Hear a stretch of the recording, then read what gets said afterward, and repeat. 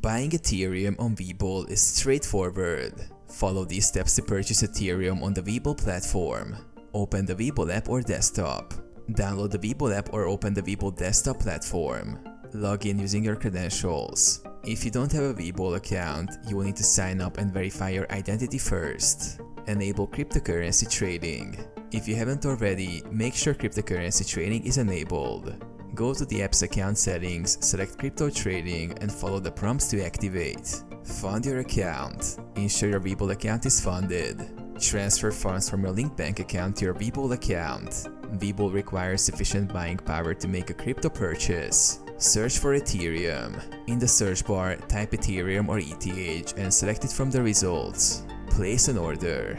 Tap on the trade button. Choose the order type. Enter the amount of Ethereum you want to purchase.